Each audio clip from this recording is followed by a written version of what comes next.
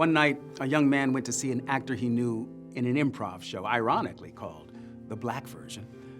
Upon leaving, he got into his Subaru wagon and drove half a block to the intersection, arriving seconds ahead of a West Hollywood Sheriff Patrol car.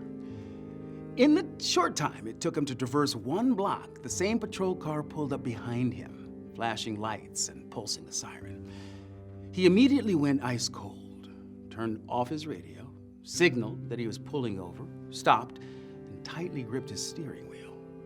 Bright light in his face, second officer in peripheral vision on the passenger's side, high beams and searchlight in the rearview mirror.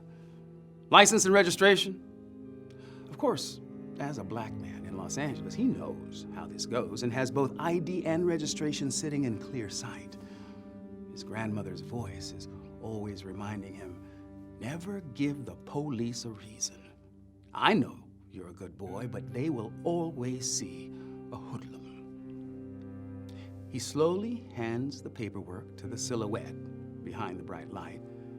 Number 2 is looking into his car, but the black man refuses to roll the window down to make that easier for the officer.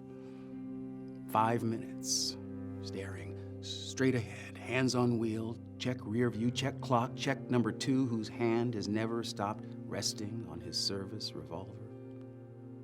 7 minutes. Do you live in the area? No. Why are you here? Seeing a show at the Groundlings. Where do you live? Burbank. Do you have a job? Yes. Is this your car? Yes. Do you come to this part of town a lot? Yes. You don't sound sure.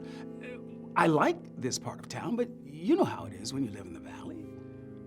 What do you do for a job? The black man definitely considered lying and saying something like barista, but he tells the truth that he works in TV. Suddenly, number 2 perks up. Really?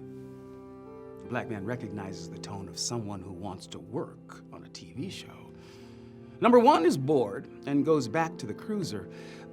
The black man tries to relax when number 2 starts with a 20-minute interrogation about what he does. Finally, 40 minutes later, he is driving away with a warning that his license plate light is out, and that is why he was stopped. A short distance away, he pulls over and confirms that there was nothing wrong with the light.